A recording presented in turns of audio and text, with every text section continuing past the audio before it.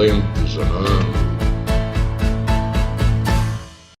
Depois de toda essa parte da arquitetura, essas coisas todas, ou seja, eu penso, então vou passo atrás, volto para a universidade, fiz a minha licenciatura, onde tive pessoas importantíssimas também na minha vida. Uma pessoa que é trombonista da Orquestra Sinfónica Portuguesa, chamado Hugo Assunção, que é alguém que é trombonista, mas foi uma pessoa de música de câmara, e alguém que me traz, é daquelas pessoas, sim, é daquelas pessoas que nós estamos ao lado sentados e desejamos que ele não se vá embora, e que ele não se cale, tá a ver? Ou seja, que fala e que tem uma dimensão, e alguém muito importante para mim, como algumas pessoas aqui em Évora, ou seja, o Gil Gonçalves, um tubista fenomenal, foi uma pessoa direto, mas muitas pessoas, Christopher Bachmann, que é um nome incontornável aqui no país, na região, mas sobretudo no país, um inglês que vem há 30 anos para Portugal, saído de Oxford, e que traz a música contemporânea para Portugal, e cria uma orquestra, que é a Orquestra Sinfónica Juvenil, e que traz alguém, tudo que se fazia de lá fora para dentro de Portugal, alguém importantíssimo,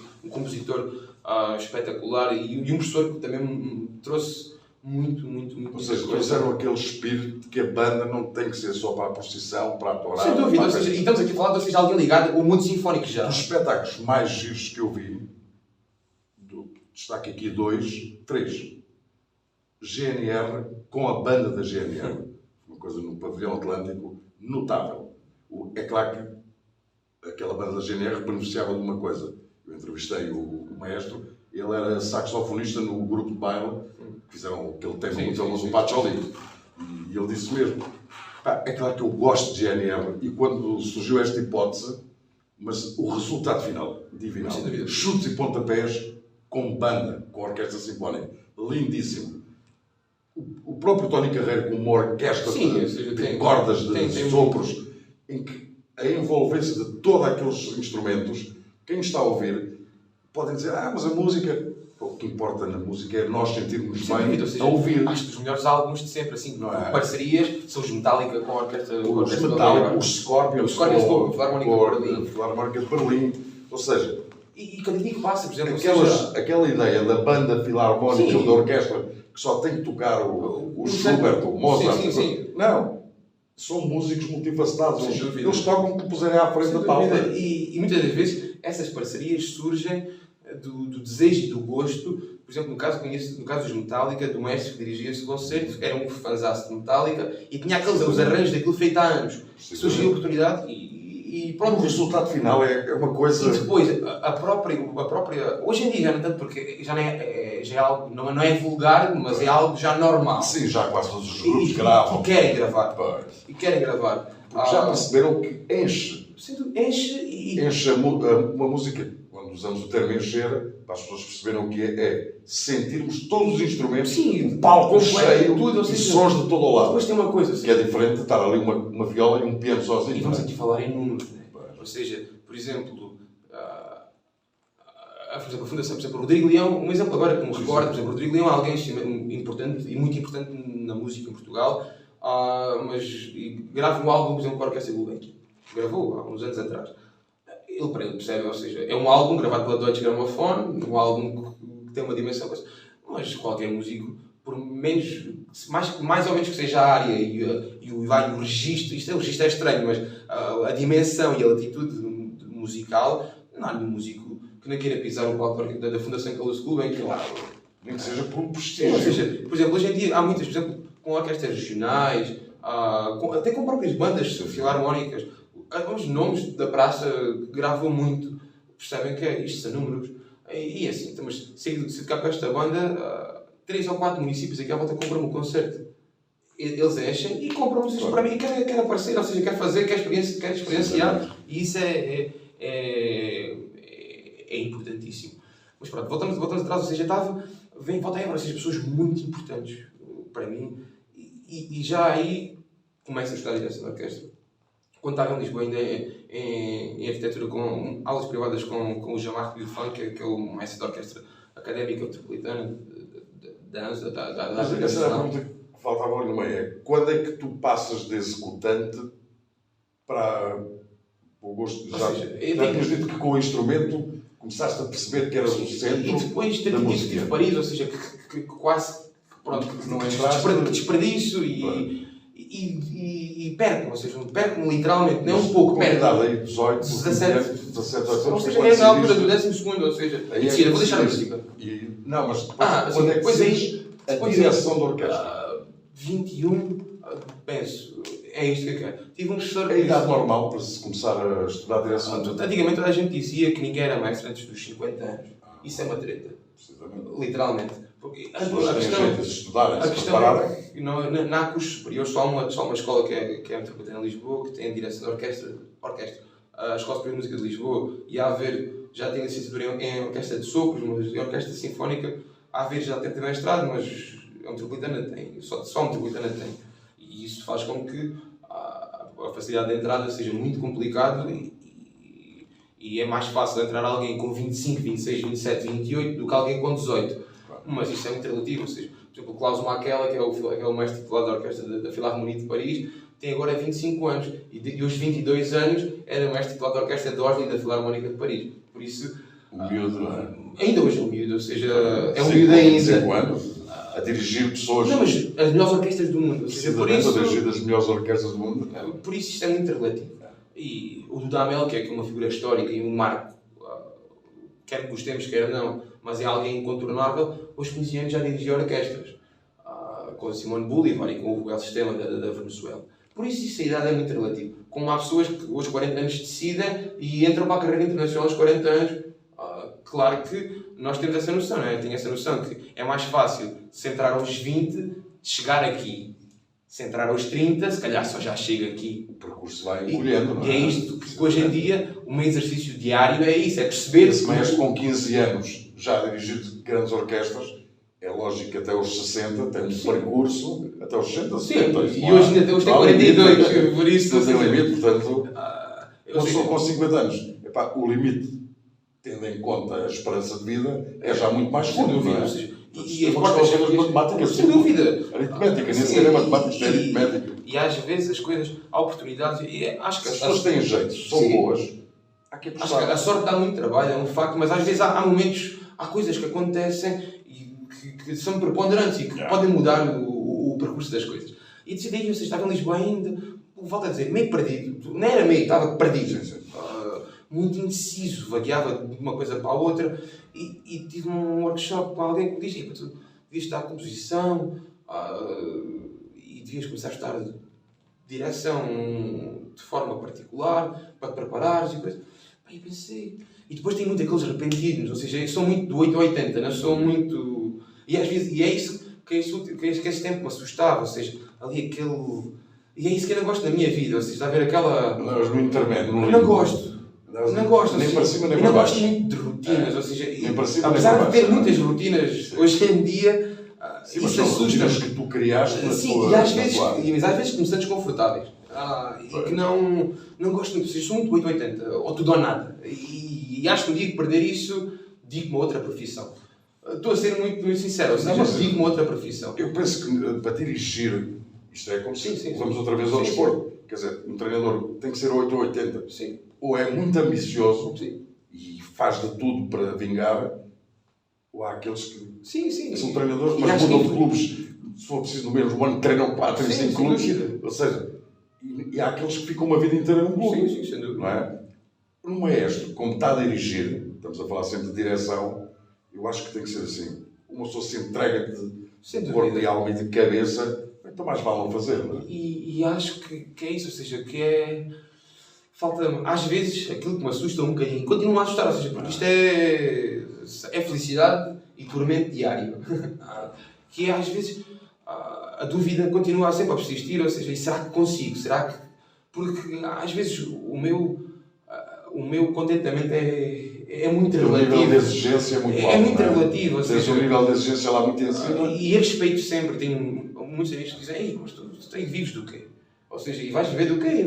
Mas há muita gente que se preocupa em dar aulas só, eu também dou muitas aulas, porque se neste momento preciso de dar, porque tudo muda e tem que dar aulas. E tem que entrar dinheiro. E tem que não é? entrar dinheiro, mas A pessoa tem que viver. eu não fico obcecado com tenho que ganhar isto, porque não tenho qualquer tipo, felizmente não tenho gosto, qualquer tipo de gosto por carros, por nada, ou seja, Sim. não tenho, ou seja, alguma... Mas não sou materialista. Não, sou de muito cada área. materialista com muitas coisas, Mas mais na tua área. Sim, e com a roupa, sou muito com a roupa. Com os sapatos sou obcecado. Claro, é um não, facto. Mas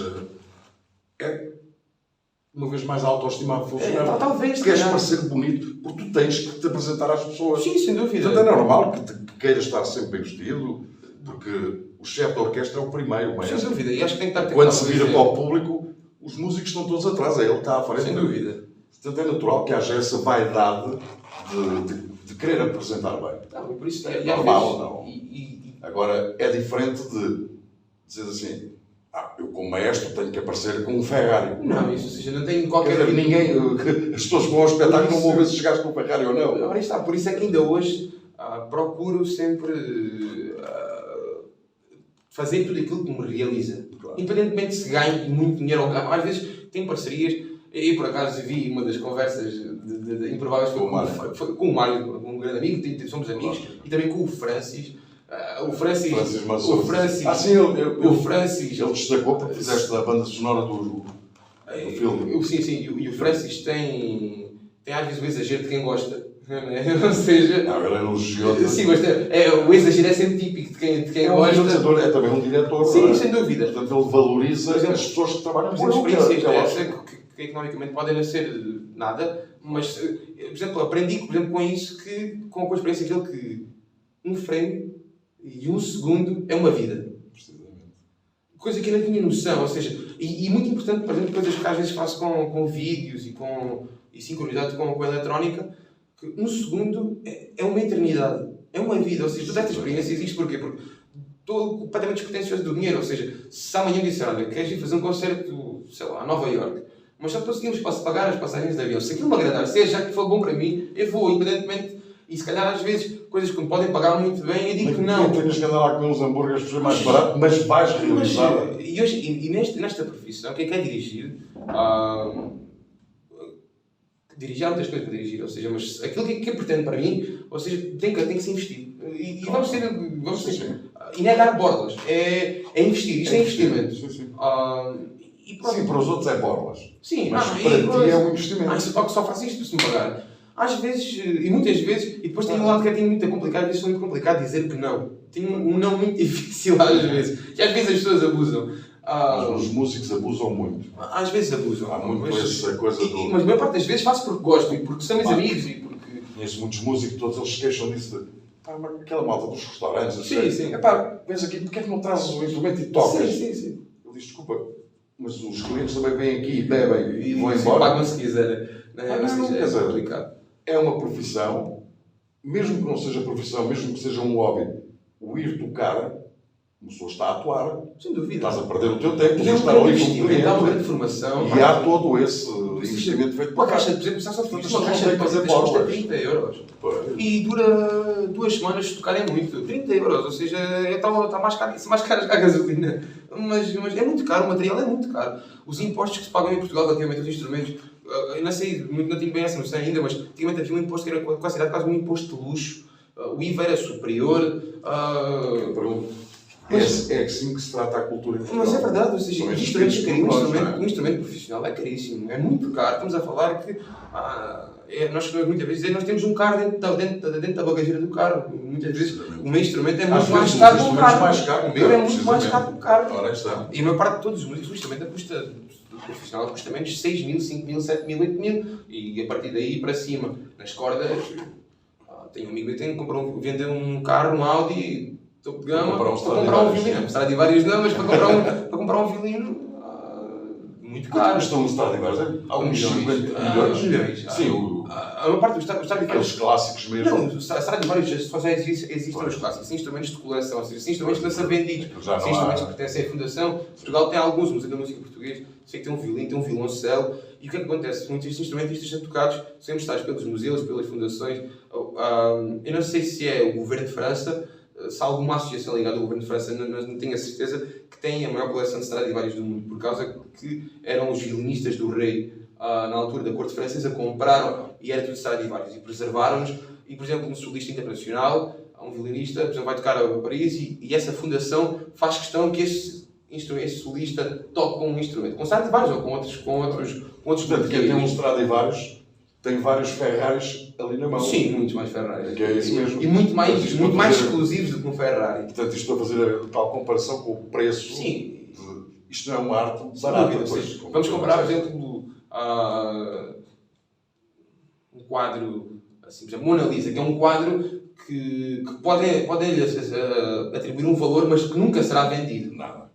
Nunca será vendido, ou seja, só se o quarto Reich voltar a aparecer e infelizmente poderá voltar a aparecer e forem ao Louvre e tirarem de lá a Mona Lisa e meterem... Há coisas que são únicas. Sem dúvida, ou seja, não se vale a pena pensarmos quanto é que aquilo custa porque ninguém vai vender aquilo, ou seja, não está o acesso... Os Stradivarius não há só um, há vários. Sim, há vários. Agora, quadros sim, são pintados, só existe um. O resto são cópias. Por muito que queiram, o resto é tudo cópia, porque o original está lá. Todos nós sabemos que está. É como o Guernica está no Prado, está no Prado. Sem dúvida.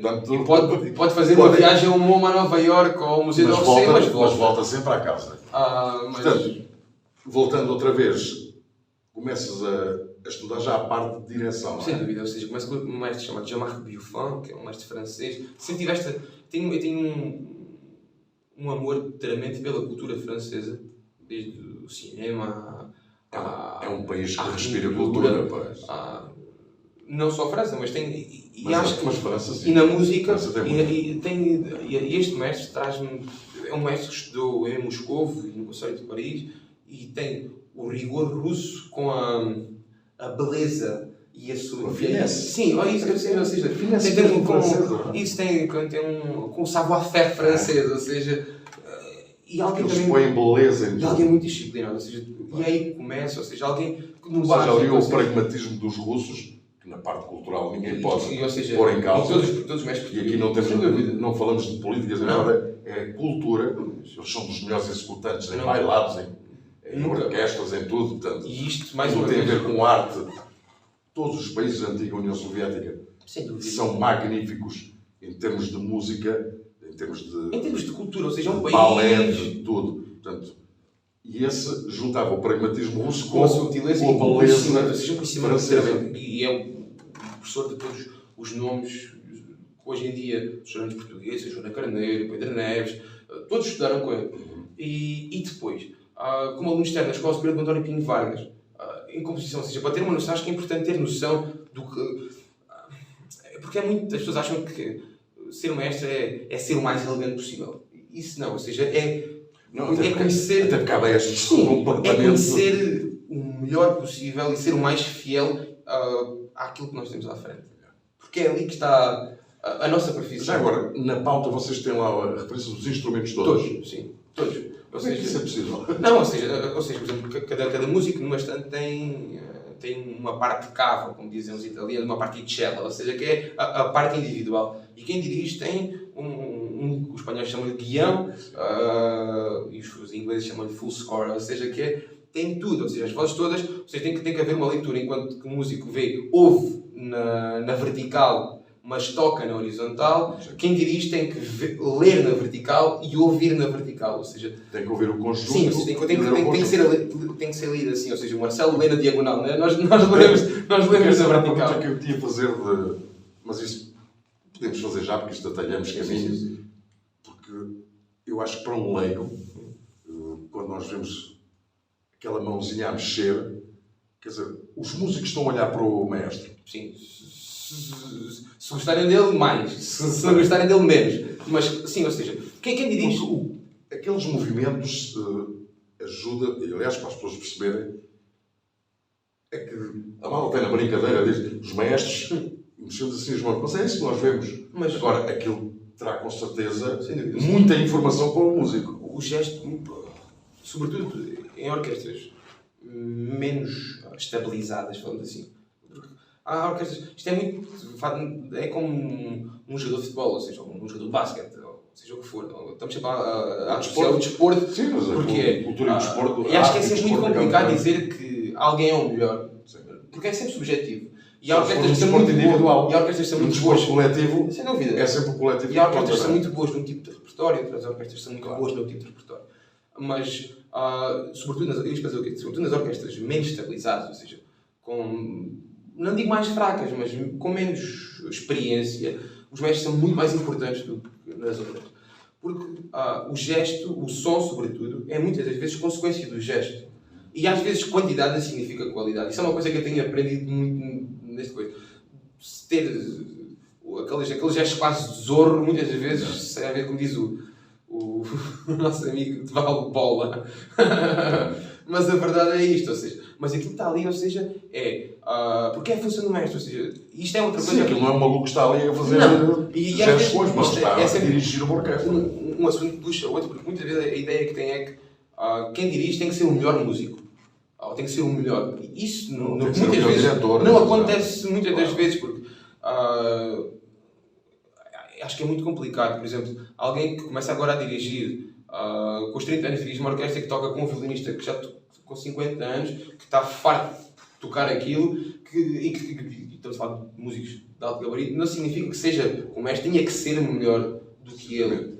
Tem que ter as ideias dele muito claras e tem que conseguir gerir, juntar, porque se existirem 100 pessoas, existem 100 ideias musicais. O conhecimento do Sim, sem dúvida. E tem que, se existem 100 ideias musicais, claro, elas, cada um, se quiser impor a sua, nada funcionará. E quem dirige faz com que a ideia dele prevaleça. Ou seja, os melhores mestres, muitas vezes, não são aqueles que têm gestos mais bonitos, mas são aqueles que têm as melhores ideias. Ele consegue harmonizar. Que têm as melhores ideias. Mas vocês ouvem, por exemplo, o vosso papel é, se alguém está fora de tempo, ou se está fora de tom...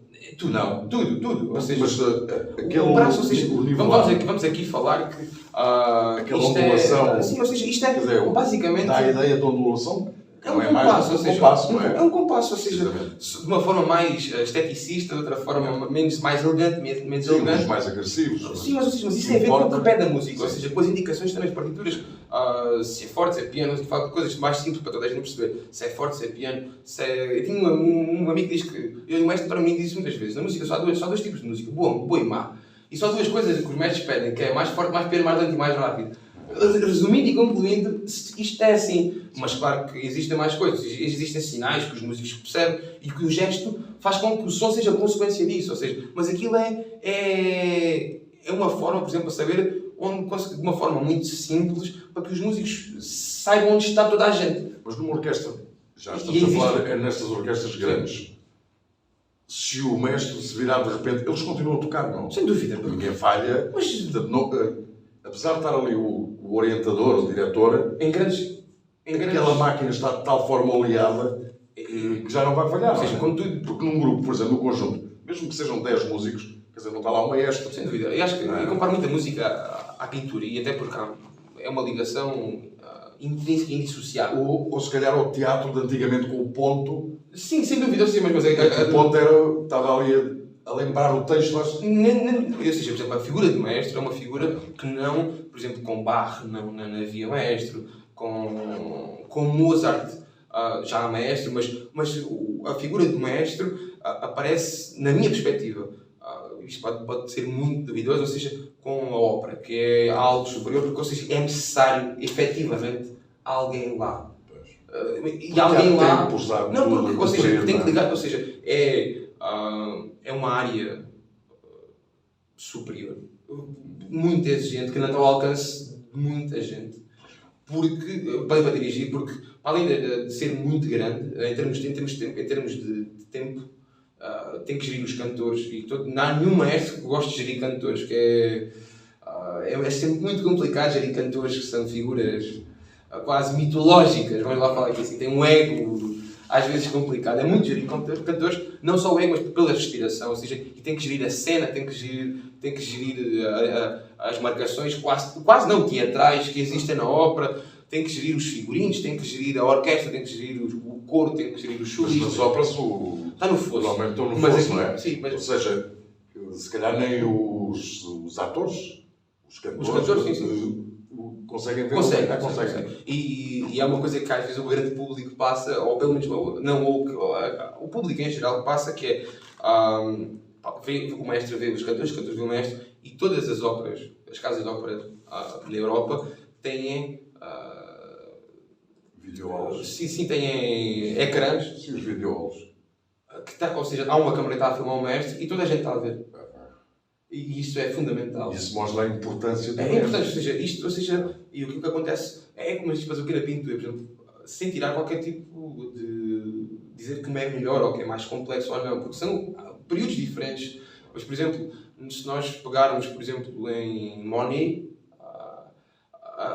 conseguimos, se calhar, perceber, apesar de toda a técnica que tem, conseguimos perceber o que está ali. Se calhar, se ligarmos a Kandinsky, já é diferente. E cada dia que passa, por exemplo, a Guernica é diferente. Ou seja, mas pronto, um exemplo. E o caso da música é igual, ou seja, um maestro, isto para dizer o quê? Porque um maestro, se calhar, se dirigir Mozart, é muito mais importante nos ensaios do que no concerto. Depende das orquestras, claro. E há pontos que são fundamentais de junção, para tocar em conjunto, em que, devido à complexidade das obras, mas, por exemplo, Mozart é um exemplo de repertório que funciona sozinho. A música funciona por si só, ou seja... Como o bolero de Ravel. Sim. Que é sempre o mesmo, vai subindo e metendo instrumentos. Claro, o bolero de Ravel surge de uma aposta, ou seja, que ele faz uma aposta que consegue escrever uma peça com a mesma melodia durante 16 minutos. E que vai entrando sempre um novo instrumento. No caso de Mozart, ou seja, tudo é orgânico.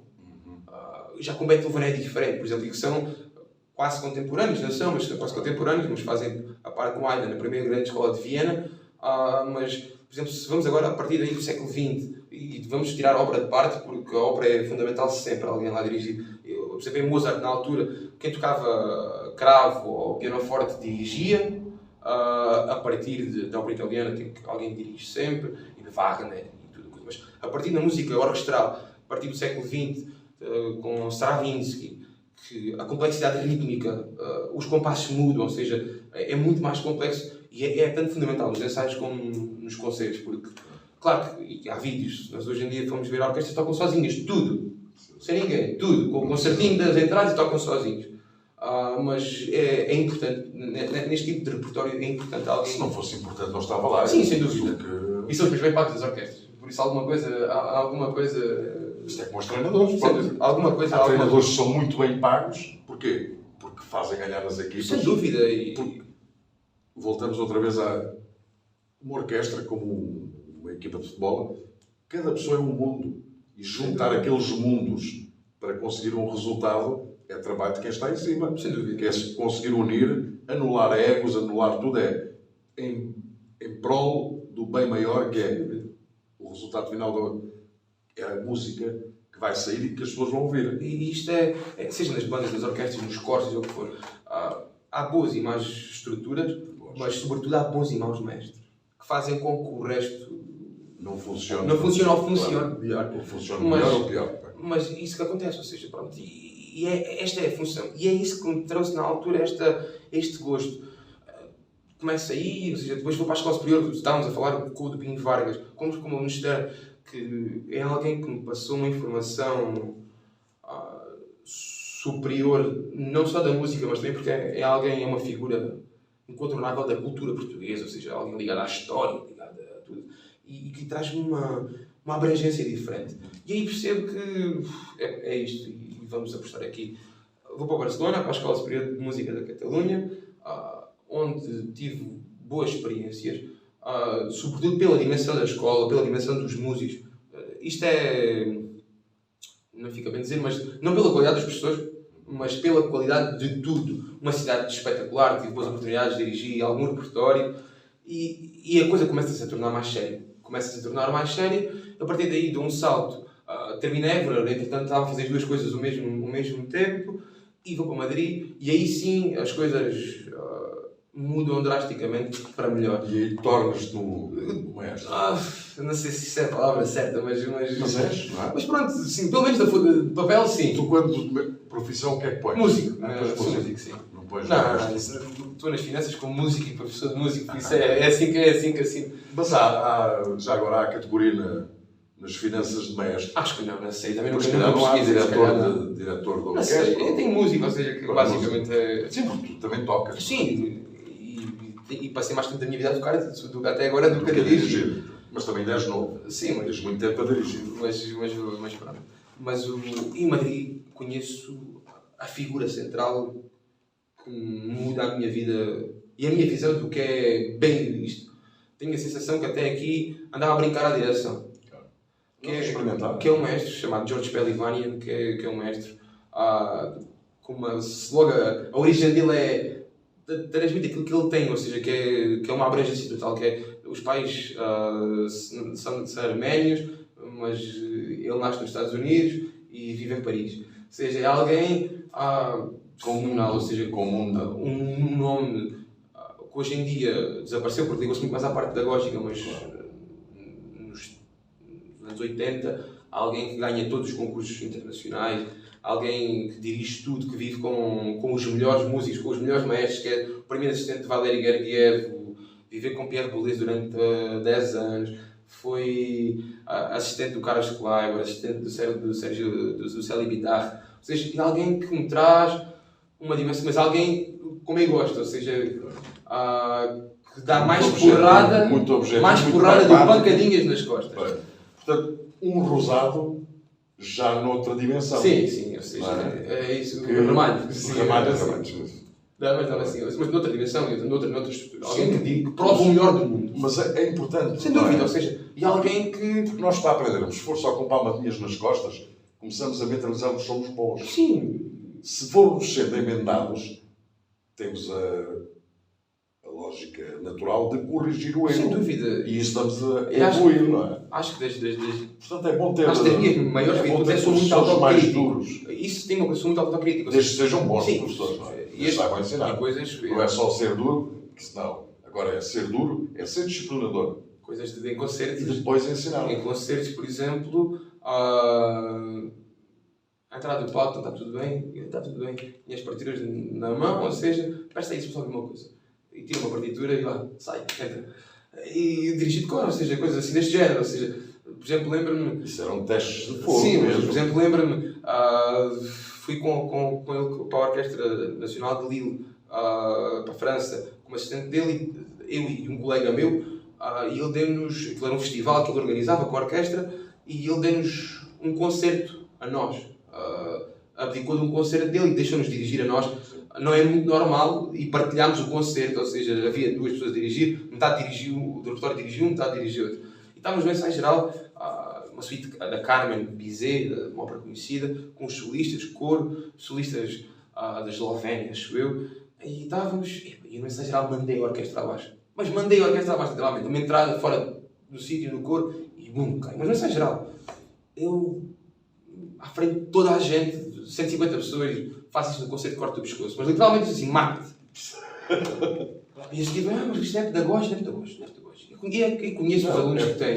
A seguir, passei. Acabam por ser pedagógicos porque já o conhecias. Sim, passei a mensagem que acabaste de fazer. Sim. Uma borrada. E a música não pode haver. E passei o concerto inteiro. Um concerto onde vão estar milhares de pessoas que pagaram caríssimo. Está tudo à espera de ver um espetáculo e falhar. Lembra-me, o jantar nós estávamos a falar, isso depois do concerto estávamos a falar. Isso era o grau de exigência do homem, que era muito alto, pois. E eu passei o concerto inteiro à espera daquele, ou seja, focado naquele ponto para não ou falhares. seja, e tal, aquilo passa e eu, já está. E a seguir, podia me enganar de sítio, mas ali já não me enganava. E tudo certo. Lembro que a seguir ao jantar, estávamos nós, eu, o meu colega, que foi uma semana e que se aprende muito, ou seja, semanas, e ele tem histórias engraçadíssimas. E posso contar algumas, mas coisas que nos fazia me fizeram crescer muito. Mas nesse jantar estavam os solistas e mas aquilo lá à frente,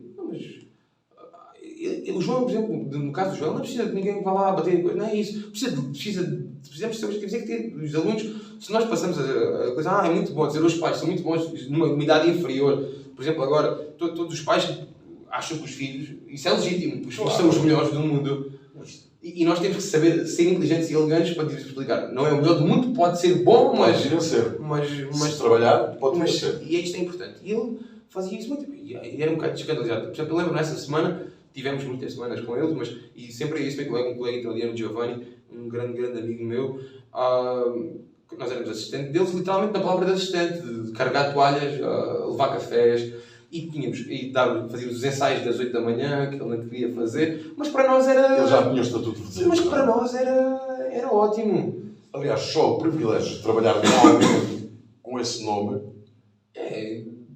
É incrível. Precisa de um pingo de água, eu vou já Não, buscar. mas Precisa de um bolinho, eu vou Mas fazer. sempre. Eu vou comprar a 10 km. Ele tem uma história connosco que nós todas as semanas, ele fazia isso de manhã, e nós sentávamos, papéis, para apontar o que é que. E depois, no final do dia, havia uma reunião e, no meio do ensaio, pergunta aqui, que houve isto, não se houve, opiniões.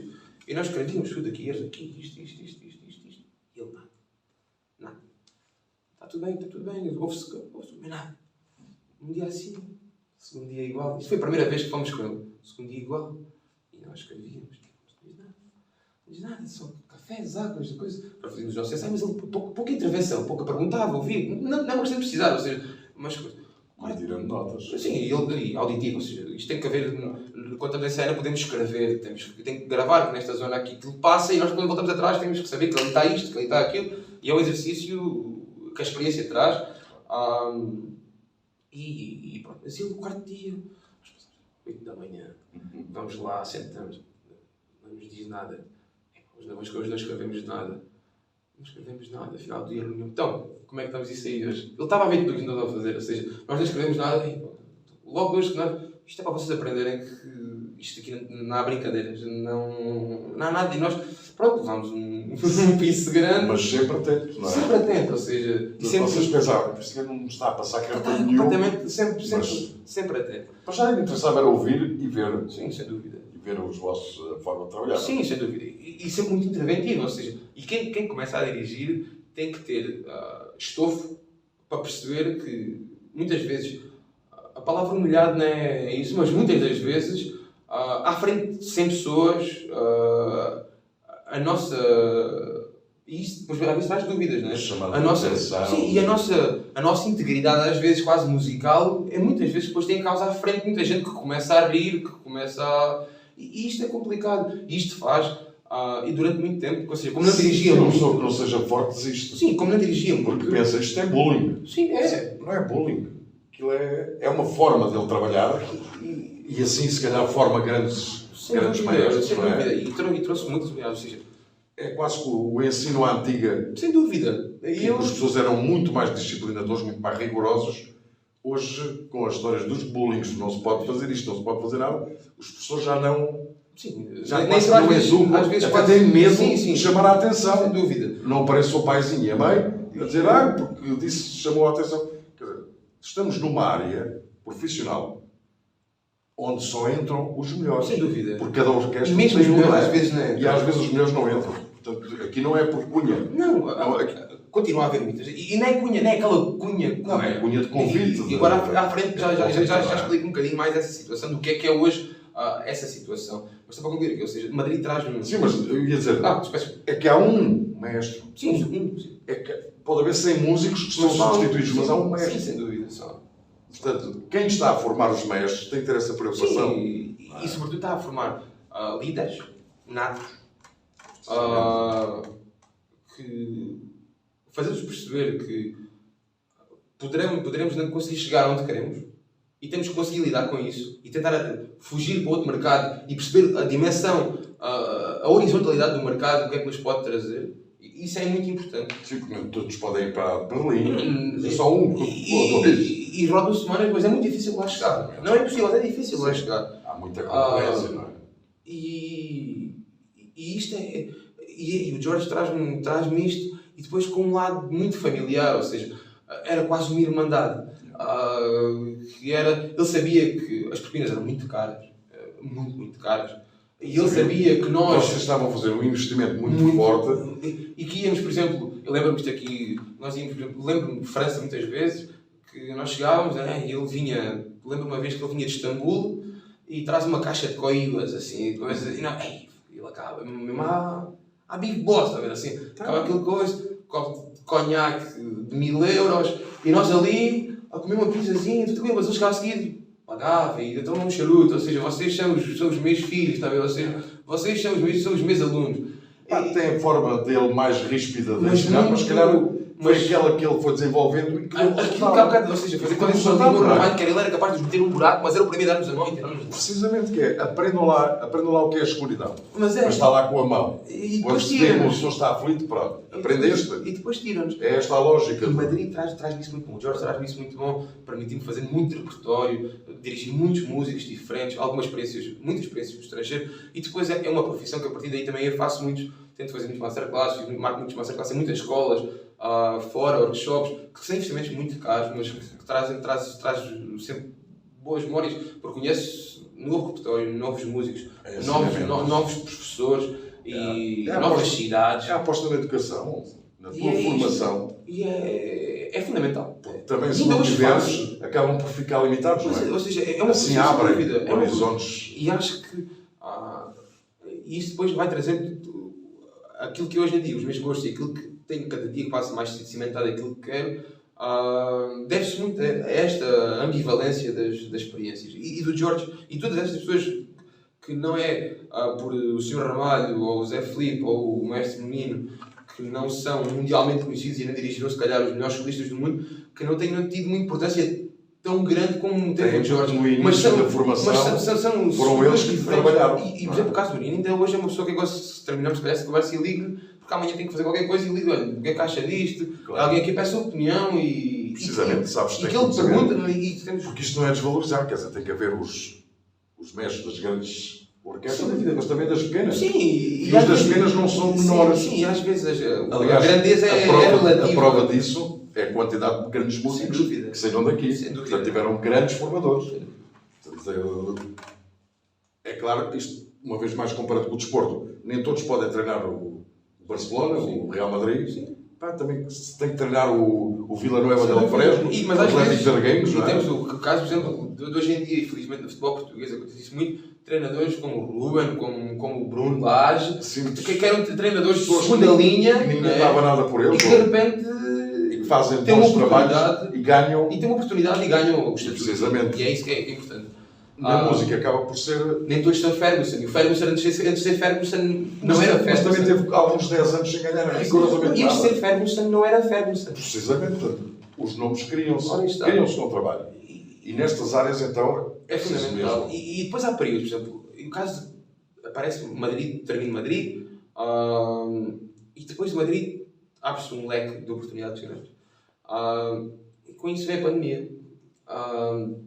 E no momento que tinha muitas coisas, tinha a minha estreia com o São Carlos marcada, já trabalhei com alguns grupos, a Orquestra de Cascais, lá fora, a Orquestra do Conservatório de Manchester, ou seja, muitos, quando algumas oportunidades quando a coisa começa, não digo explodir, mas, ou seja, basta, por exemplo, isto é uma pescadinha no da boca, né? Que se vai num sítio, as 5 ou 6 abaixo são fáceis de entrar. Claro. E a partir daqui temos 6. Mas estás a subir um degrau. Ou seja, vamos subir um degrau. E já vais. E depois a perspectiva já não é o São Carlos, já é. Sim, ou seja, não sei da outra. O objetivo é. Subiste mais um degrau, agora já é o objetivo é sempre, subimos um degrau para conseguirmos não só pegar neste degrau, mas para pegar no que está abaixo deste degrau. A partir daqui subir mais um degrau. Conseguir este e conseguir consolidar o que está para baixo. E aparece a pandemia que fecha tudo. E que é legítimo, ou seja, todas as estruturas, todas as orquestras, todos os contactos que tinha, e era um ano, mesmo em termos de criar um projeto, e isso devo, na busca mundial, isto não tem qualquer tipo de questões políticas, mas há outra pessoa que é importante, que a quem não me posso esquecer de dizer, que é alguém a quem devo o meu primeiro concerto profissional, chama-se José Calixto. É um facto inegável que é alguém, não sei que feito isso não tinha feito, vamos aqui ser muito franco, ele diz-me, a capital europeia do vinho, aqui, e eu numa conversa, na altura tocava à noite com o Rafi Beltrán, ou seja, tudo o que eu fiz e qualquer toque, devo muito, e que são grandes amigos, e gosto bastante, claro, e que hoje me ligaram, e sei que neste momento, e são músicos espetaculares, claro. E nunca cuspo no prato onde se come, nunca. E estava Há bocado quando fala na gratidão é isso que é. Mas é mesmo. Não é porque atingiste já o estatuto que te vais esquecer Mas o estatuto é relativo, não tem... daqueles que infelizmente Mas nem infelizmente. não têm a dimensão Mas tem, ou seja, mediática. Se neste momento eles têm uma dimensão mediática muito superior à minha. Eles têm, dentro do nosso panorama, que isto também é um país pequeno, não é? Sim, e a minha dimensão e voltamos sempre ao mesmo, tem não há construção. aposta na cultura, não há nada. Ou seja, as pessoas é Não, mesmo graças ao são gosto. espetaculares. Mas são pessoas E tem espetaculares. rodeados que de fazem por músicos gosto. incríveis. Precisamente. Rodeados de músicos incríveis. Estão E eles... todos profissionais, as pessoas que trabalham com eles. E eles próprios são espetaculares. Claro. Têm um talento inato incrível. E têm uma coisa que é muito difícil. E às vezes os músicos profissionais não aceitam bem isso. Que é...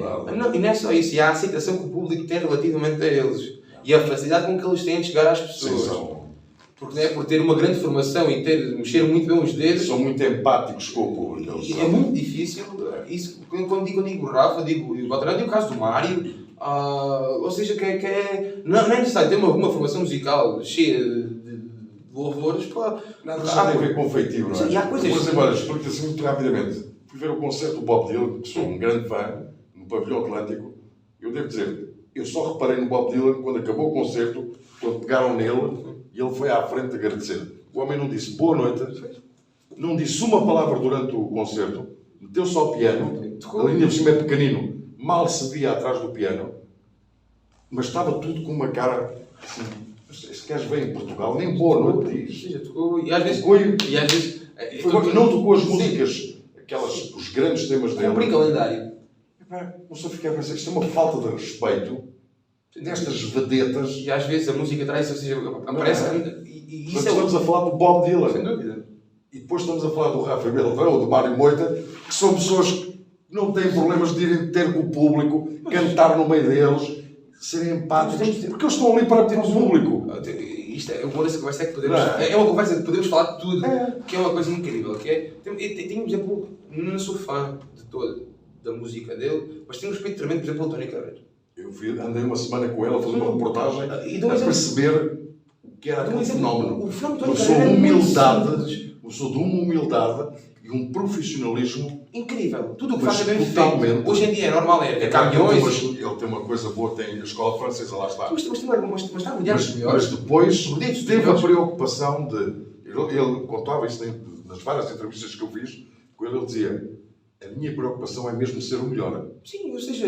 Eu quero que as pessoas que venham ao espetáculo, que pagam, que saiam daqui, eu há bocado dizia, podem até não gostar muito da música, mas a música caiu bem porque tem um palco cheio, porque tem bons músicos, são músicos belgas, franceses, portugueses, ele escolhe tudo muito bem. Ele, o Ricardo Landuzon, tem uma preocupação, o diretor da orquestra, o Filipe, qualquer coisa, são pessoas com muita experiência. Já trabalha muitos músicos clásicos, muito mesmo. Tem muitos colegas que tocam com ele. Mas essa preocupação de fazer bem, sem dúvida, porque era o que ele dizia. Ele disse: eu se quisesse fazer mal, continuava naqueles bailarinos lá em França, com a banda do meu irmão e coisa. Não, ele quis arriscar e fazer coisas bem feitas. E isso é uma preocupação que nós já temos. Em Portugal já temos boas produções de espetáculos. E acho que às vezes... Nós assistimos a um espetáculo e diz já esta preocupação ir ao pormenor. E ele tem uma coisa... Fazer grande produção. E acho que, relativamente à classe dos músicos, ele tem uma coisa... Ele e tantos outros, estamos aqui a falar neste caso, que é sem dúvida alguma, prefiro muito mais Stockhausen e Boulez e Beethoven e Stravinsky do que prefiro Tony Carreira. Lógico. Mas isto não faz dizer que a música que ele faz seja maior ou menor. Precisamente. Cada um tem o seu espaço. E isso acontece... A música é boa quando a pessoa gosta. Ora, está. Isto é como vinho. Ou seja, eu só bebo vinho, adoro vinho. Não sou enólogo. O vinho para mim até pode andar uma garrafa de 2 euros uma garrafa de 500. Eu preferia 2 euros... Se não vires a garrafa, metes à boca, gostaste, é bom. É bom. E ninguém tem o direito de criticar. Sim, ou seja... Porque, por exemplo, o Tony Carreira é muito criticado. Porque é um cantor pimba. Não, é o nosso cantor, como a Espanha tem o Júlio Iglesias, como o Brasil tem o Roberto Carlos e outros. Nós temos o nosso Tony, já tínhamos o Marco Paulo, que tem todo o respeito, porque são pessoas que se dedicam com profissionalismo. E todas as pessoas que se entregam com profissionalismo, merecem respeito. Sem dúvida, sem dúvida. Agora, a música, aí já é a liberdade de cada um. Sem dúvida. As pessoas gostam, não gostam. E agora... É o que ele dizia, enchem os espetáculos. onde eu vou, tenho sempre casas E alguma coisa boa tem que ter. lado. Alguma coisa boa tem que ter. Quer dizer, ele dizia mesmo, eu sei que não tenho uma voz muito bonita, eu trabalho muito a voz E é muito com pessoas de canto inteligente e tudo, mas as orquestrações não podem criticar porque são feitas por gente que sabe aquilo que está a fazer. Mas eu acho que, sobretudo, ele Eu no não é pavilhão Atlântico cereja. que eu ouvia aquele som e eu dizia, isto é um palco cheio de música, em que se ouviu os instrumentos todos. E ele próprio, ou seja, e as pessoas vão lá para ouvir, vão lá para ouvir. E vão depois lá é uma para... pessoa muito empática Sim, também ou com o seja, público. isso, A interação estávamos com... aqui a falar sobre isso, ou seja, precisa da música, não é? Ou seja, e há muito esta questão do... Sim, o catalogar Sim, logo ou seja, é o pimba, é o não sei isto é quê. música, Tony Carreira. É, pá, Eu não dizer que gosto da música dele. Não desgosto nem gosto. Não isso. Vamos aqui sem Quem não gosta, não critica. Precisamente, Quem fica não. educado, que a minha mãe nunca me disse, tu tens que ser isto. A minha mãe só me disse assim, por exemplo, tu queres ser pedreiro, tens que ser um bom pedreiro. Tu queres isto, tens que ser isto. Ou seja, por isso é igual. E neste aspecto aqui, estava voltando agora um bocadinho atrás, e estávamos a falar do primeiro concerto, e estava numa viagem com o Juno, o Juno Medinas, e tínhamos ido tocar, e íamos para a Beja tocar com o Rafa Beltrán, e ele disse, fizéssemos uma orquestra. Fizéssemos uma orquestra. Isso é, começa a ver, não sei o que é uma orquestra. No dia seguinte, chego a casa, faço um projeto, tal, sabia Capital Europeu do Vinho, isto aqui é uma boa altura, certamente haverá fundos, e faço um projeto, e mando, como sempre tive uma boa relação com ele, um profissional relativamente a esta casa, que tínhamos uma relação muito próxima de atividades, de projetos, e veio uma mensagem ao Sr. Presidente, o que é que acha disto? Isto é uma boa ideia, pá, vem cá, falamos, e foi, para a gente. E eu, ok, então, quanto é que precisas? Isto. E eu pensei, está louco. Vai apostar em mim. Não, então vai. Eu nunca dirigi um concerto da minha vida. Ele agora nem sequer sabia se conseguia dirigir um concerto num concerto. E vai-me dar um concerto para a abertura da Capital Europeu do Vinho. Assim. Claro, não estamos a falar, não de um cheque em branco, né? Mas disse: não tens isto, podes fazer isto. Ok? Sim, de outras condições para fazer. Todas. 3 coros das cidades que participavam, que eram Arguengos, Évora e Elvas. Uma orquestra criada por mim. E a partir daí a coisa vai. Ou seja, tivemos uns quantos concertos, que era a Orquestra de Câmara de Alentejo, depois... Só que é muito complicado um projeto destes funcionar, porque é muita gente. E não há nenhum município, não há nenhuma fundação que tenha... Porque os músicos ganham mal. E depois Cada um ganha muito mal. ninguém é profissional, não é? Não, eram 2 profissionais. Todos. Não, atenção que isto era um... Foste buscar o... A Gulbenkian, ou seja, era tudo nata da nata. Mas, e ganhavam mal. Só que depois tudo junto, o bolo é muito grande para quem paga. Não é muito grande, mas hoje, visto Se juntares 20 músicos profissionais que estão habituados a receber mais acima do que é o normal, estes cachês já é uma... Mas nós pagávamos, e posso dizer, na altura pagávamos 150 euros por músico. 150 por um músico que ganha 800 euros por semana na Gulbenkian, vinham tocar porque gostavam e sentiam-se bem. Sim, porque era um projeto... Mas depois, chutámos 50 vezes 150, não é muito dinheiro. Não, já começa o bolo a... Porque aí depois, aqui é que depois entra aqui um bocadinho às vezes a minha... Mas eu também partilho essa coisa que é o público-alvo do Anselmo Ralph é diferente do público-alvo da dimensão de uma orquestra. Precisamente. Mas às vezes custa-me, por exemplo, alguém que não tem pudor em pagar 60 mil euros para uma hora e depois para pagar 5 mil já acha que é um disparate.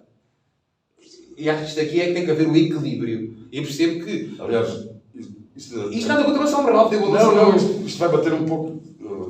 Agora, quando o Filipe Cardoso fez o concurso da Justiça de Chita, ele disse numa entrevista que nós publicámos, disse assim, eu vou cobrar 5 euros à entrada.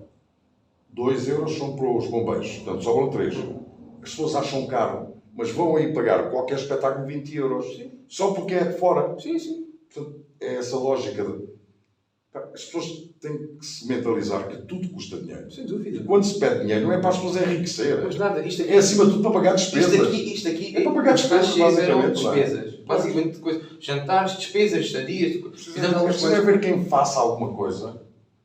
E tu aí arriscaste o teu nome, o teu prestígio, ao dizeres ao Presidente, eu faço. Não, mas eu disse que aquilo foi assim, parecia um bocado megaloma no início, mas correu bem. Depois fizemos mais concertos, tivemos peças, compositores convidados, fizemos algumas. Depois tivemos que... Já fiz depois disso, ou seja, reduzi um pouco o grupo para um ensemble mais pequeno e tentamos rodar alguma coisa. Mas continuámos depois a entrar a pandemia nisto tudo e tínhamos, ou seja, tinha vários concertos marcados com orquestras importantes ou mais importantes e sobretudo hoje em dia, para mim, as orquestras importantes são as orquestras onde nunca fui.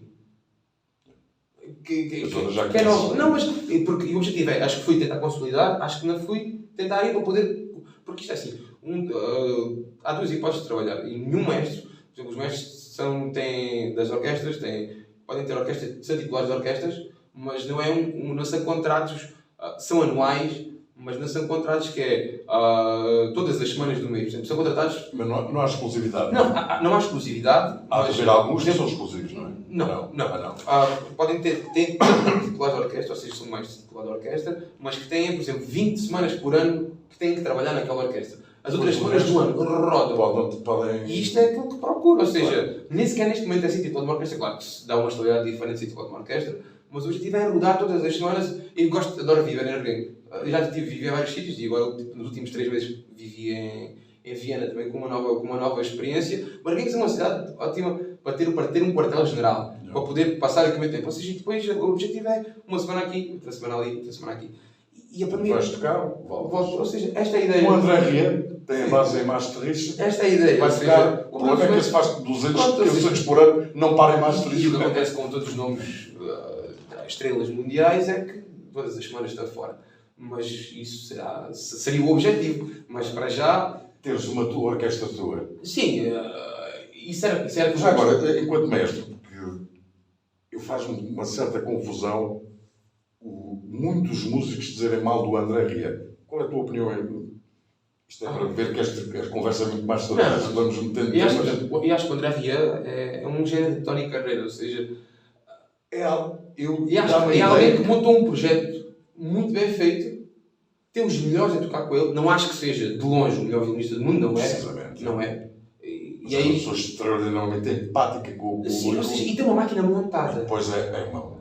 E que hoje em dia a música, ou seja, já chegou à música clássica, já chegou o Martin. Há muito tempo. É isso que eu ia dizer. O Karin está... Mas o André Ria, e eu fui ver o concerto dele, porque eu sou fãzaço dele, e ele explica, deu uma entrevista, acho que é RTP ou assim, que ele dizia, o meu objetivo é ter toda a gente a ouvir música clássica e não só uma elite. É tornar popular a música clássica. Por isso é que ele diz, eu vou, por exemplo, fui ao Brasil, eu toquei o Ai Se Eu Te Pego, sim, e meti aqueles milhares de pessoas a dançar e a cantar. E os músicos todos, sim, tudo a tocar e a dançar. A loja do Mestre aqui em Portugal, a loja do Mestre André. Ou seja, ele tem a preocupação de onde chega. Sim, se criar alguma ligação. Vai buscar ali músicas populares que as pessoas conheçam e depois é aquela alegria em público. Os dançarinos, as danças de valsa. Ou seja, sou-me sincero, não gosto. Mas é legítimo. A maior parte dos músicos não gosta disso. Uma coisa é não gostar, outra coisa é não reconhecer que aquilo é bem feito. Para o público que ele acha que tem que atingir. Porque não negócio, ou seja, como todos os músicos, ou seja, ele faz aquilo que gosta. Ele quer tornar a música clássica universal. E tem uma coisa muito boa que é dar trabalho a muitos músicos. Isso é fundamental, é espetacular. Uma estrutura. É espetacular. Aliás, uma estrutura maior do que qualquer concerto que eu vi em Lisboa, que mesmo assim traziam 15 caminhões de tiro, ele trouxe alguns 100. Aquilo que é uma coisa monstruosa. Aquilo que tem um lado positivo, mesmo quando eu gosto do artista principal, aquilo que é ter tido e que acho que não gosto, ou seja, que ouvir o resto da música. Não, e aquilo que acho que tem sempre que é meritório é que aquela pessoa dá trabalho a muita gente. Que é também bom. É espetacular. E acho que a pandemia trouxe esse lado. Acho que a sociedade em geral não percebeu isso, mas houve muita gente durante a pandemia a passar muitas dificuldades. E todos esses músicos, os técnicos. Os músicos técnicos. Muita gente. Porque também quando se fala em espetáculos, temos sempre a ideia do cantor, dos músicos. Tem o técnico de som, o técnico de luz, ali está. O rapazinho que carrega para o palco, que é a profissão dela, é verdade. Pertence lá à estrutura, são os gajos que carregam, é o que vai afinar a guitarrinha. Toda essa gente ficou sem nada. Algumas grupos ou coisa receberam algum dinheiro. Sim. Agora essa malta, os técnicos. E há uma coisa que aconteceu e que eles não tocam se aquela malta falhar. Que ninguém diz que é. E isso foi uma grande revolta de muita gente. Eu percebi que era aquele slogan não cancelem a cultura, porque toda a gente diz que os espetáculos foram adiados. Os espetáculos não foram adiados. Os espetáculos foram todos cancelados. Em termos económicos, a pandemia para mim foi espetacular.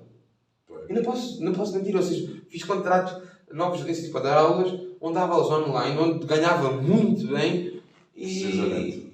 Portanto, tu tiveste vantagens. Muitas vantagens. Conseguiste em termos de teletrabalho, não é? amigos. Mas Sim. em termos...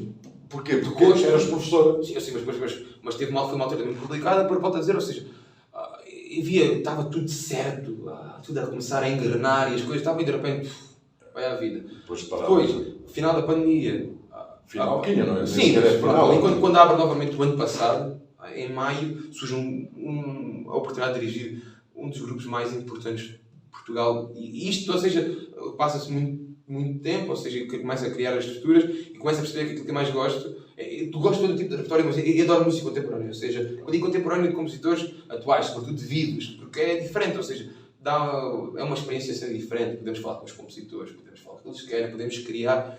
E surge a oportunidade de poder dirigir o Grupo de Música Contemporânea de Lisboa, que é o grupo de música contemporânea mais antigo da Europa. Foi criado por Jorge Peixinho, uma pessoa importantíssima no panorama musical português, pela Clotilde Rosa, e é um grupo histórico, a par de mais antigo com o Ensemble Intercontemporâneo de Paris, com o Ensemble Moderno de Frankfurt, ou com o Clã de Fórum de Viena, mas claro, com a dimensão portuguesa, mas é um grupo histórico. Por exemplo, aquela semana de pós-pandemia, dirigir aqueles músicos, onde nós percebemos que os melhores são simples, onde nós almoçamos, jantamos, sorrimos, eles vêm, o conceito foi aqui e no Landroal. Eles têm um projeto itinerante e vieram aqui ao Landroal, onde nós fomos, jantámos, petiscámos, falámos de música. Era uma sala de estar com... E você ver aquilo onde dirigia, mas tratava de professor. Porque todos tinham sido mesmo pessoas, ou eram pessoas com 70 anos, sabe? Ou seja, históricos, com uma história de vida. Mas que estão ali, são pessoas simples, não é? E pronto, ou seja, a partir daí as coisas... São todos ao mesmo nível, são músicos, não? A partir daí as coisas começam outra vez aqui. A coisa ganha uma vaga em Viena, é um projeto profissional, académico, ligado à universidade, e novamente voltei há um mês, ainda vou ter que voltar novamente, mas novamente a pandemia volta a dar braços comigo, ou seja, no dia que eu chego, passado uma semana Viena entra em lockdown. Ou seja, é uma experiência diferente, ou seja, falamos de uma cidade... É a cidade da música clássica. É uma cidade totalmente diferente, né? Onde tive a oportunidade de trabalhar com músicos espetaculares, mas acontecia novamente a mesma coisa que era iniciávamos a semana com projetos, a meia da semana era cancelado porque havia 10 casos positivos na orquestra. Concertos adiados, concertos cancelados, mas tive muito boa experiência porque trabalhei com grandes músicos, com grandes estruturas. Clã de Fórum, por exemplo, que é um grupo mundialmente conhecido na área, era a minha sala de estar, ou seja, estava lá, os músicos históricos, mas quando eu falo de músicos históricos mundialmente conhecidos, então queres um café? E eu até ficava... É preciso buscar. Sim, eu quero um café. Lembro, para mim, ensaio, cheguei, quero que eu vá buscar. Cheguei, estava a assistir como assistente do maestro, entrei, já vinha atrás aqui, me perdi do metro, entrei, ele estava já com coisa, e entrei, já me conheciam mais ou menos, entrei, e 5% vou tirar o som do telemóvel, aquilo é aquele soalho acústico, estou a tirar o som, o telefone descorrega, me deu uma BUM! E eu comecei a toda a gente a rir, e a coisa tirou o telefone para dentro da mala, coisas assim, ou seja, é engraçado. Foi uma experiência incrível. Podia ter sido muito melhor se houvesse pandemia, porque tinha muitos concertos para dirigir, mais projetos, não pude, não foi tão enriquecedor, enriquecedor foi, mas não foi tão prático como teria ter sido, mas é uma experiência que fica. E agora aparecem, as coisas vão começando a coisa. Tem alguns contatos. Temos que pôr sempre esta coisa, porque ninguém sabe o que é que isto vai dar lá. Sem dúvida. As Ucrânias. O que acontece, ou seja, até isso impediu agora a minha estadia em Viena, porque muitos sponsors eram oligarcas. O repertório que nós tínhamos foram cancelados. É gente que tem. Quem pode investir nessas coisas é mesmo. E pronto, isso mexeu. São os mecenas. Isso mexeu um bocadinho. Nestas grandes orquestras, nestes grandes grupos, são mecenas que patrocinam. Sem dúvida. Episódio número 13 do Além de Jananda é o podcast. Aqui só passa gente com interesse e interessante. Como é o caso do João de Veza. Voltamos para a semana. Além de Jananda.